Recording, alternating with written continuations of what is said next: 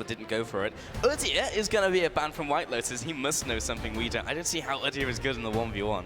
I think that's a trick question. He's actually not. But that is going to be banned away with the Riven, which is actually very good. And Seiya, phenomenal Riven player. Yeah, that makes sense. Graves, Annie as well. Those first two bans are throwing me through a loop, but Annie will be the next ban coming out. That does make some sense. Have seen some Annie so far. Not to too much success. Has been eliminated by Cassiopeia so far. In Aurelia will be the final ban from WhiteLotus. Oh my god. Seiya, you're going to need to calm down, mate. Is it a secret message hidden in the bans? Oh, this feels like it's a predetermined thing. These guys, they're both Latin American, and one of them's going to go into the final. So they've sat down in the background. They said, you know what? Let's have an Ezreal off.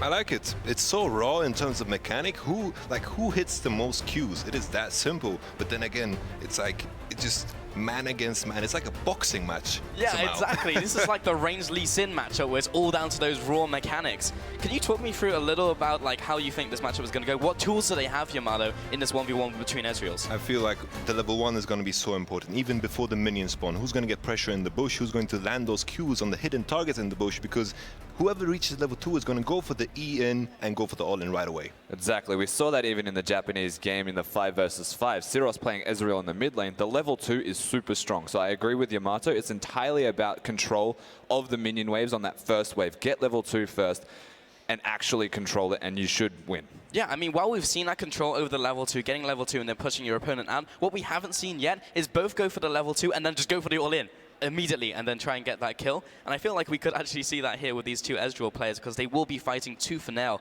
over that level 2. Yeah, they definitely shall be. There is a small difference that we will probably see from these guys stylistically. Of course, the only things that they have different are going to be runes and masteries, and it's going to be very curious to see what route they take with those. Yeah, further battle could be good. What else are we looking at? Even Thunderlords could be good. Veracity Undying. Yeah, applies on Q. Really good. Call that the Syros special. Oh, both Qs have missed so far. You belong in a museum. Neither of them are saying it. I'm surprised. Maybe the animation is too long. Locks you in and then you get queued. This is just... Is it the skill matchup when they're just laughing at each other? I feel like whoever taunts the best will get the first Q. Well, I wonder if the taunt animation is longer than the laugh animation, so it locks you in. Yeah, it might. I'm a little surprised WhiteLotus didn't just queue the minions there just so he can get the... Because it's down to these autos. Look at both of these players. They're autoing as fast as they can. They're not missing a beat, so they can kill these minions as fast as possible.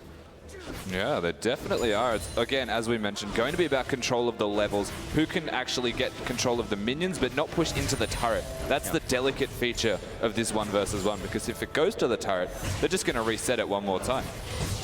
Okay, WhiteLotus pushing up here. So on top of that, the WhiteLotus just has to kill 1 minion to get, of course, the level 2. But as long as Seiya stays within the minion wave, the all-in is very hard to do. We just need to hug those minions and make use of them because they work as towers. Yeah, WhiteLotus is trying to get in range, has, of course, skilled up the Arcane Shift. But, of course, if you are near those minions, then the homing bolt will just hit a minion instead and not going to hit your desired target. There is going to be a lot of skill shots hitting and missing in this one, and entirely comes down to who hits the most, I guess, hit rate. And WhiteLotus, the first to be over-aggressive. Very important to note the relic timing here, right? So WhiteLotus needs to keep pushing. I think he should just keep firing the Q into the wave, maintain his passive so he can push as fast as possible because the relic is coming up. Yeah, very soon. He's going to be pushing this back line. Gets the level 3 over Seiya. Looks like he's going to be pushing into the turret. The relic will be spawning very shortly. 10 seconds. Yeah, he's pushing forwards. Both of them have Arcane Shift. Seiya's already sitting on top of it. Actually hugging it. I would have liked to have seen some more aggression from WhiteLotus because the minion wave isn't even in the perfect position for him. Yeah, very interesting to note as well that WhiteLotus didn't go for the W approach here. He's put 2 levels into his Q to try and push the minions, seemingly. Is that even worth though? Because Seiya's gone for the W and is literally harassing WhiteLotus over the minions. And in a matchup like this, where you can only land the Qs if you sidestep behind, between the minions, it's very difficult. But WhiteLotus goes back to base. Hasn't put a point yet in What is W. that minion doing? It's rebelling. Doesn't care, man. He wants peace. Angsty teenage minion. Oh, he's gonna die now. There we go. Another CS in the bank for Seiya. WhiteLotus went back to base, by the way, and picked up a Darn Shield, plus the health potion. and doesn't have biscuits, so he hasn't gone down the middle mastery tree at all. No cunning. No, I would assume 18 into the offense tree. Yeah. Has the ferocity. Yeah. Okay, Seiya's gone further a battle, I can see that. Stylistic differences as well. They've agreed to the skill matchup, evidently. But again, the only things they can change are their personal preference of masteries and, to a degree, runes, but they are very similar in runes. So we'll see if the actual mastery differences... Both further. Yeah, both further. There you go. I feel like putting the point in W is very important because it allows you to maintain all the stacks and all these things that are stacking up for you. Does that mean WhiteLotus is in Resolve, going for the block mastery to reduce damage taken? Probably. He's got that with the Doran's shield. I actually like that a lot against an Ezreal. Okay, we'll see what Seiya does in return. Double Doran's Blade.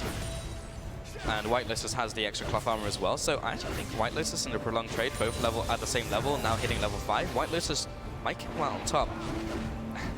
My concern is this is literally going to come down to the last minion wave when they're both at about 95 CS. Yeah. And they're both just going to freak out and all in somehow. I feel like this is going to be very interesting as soon as you see some bananas flying all over the place. Yes.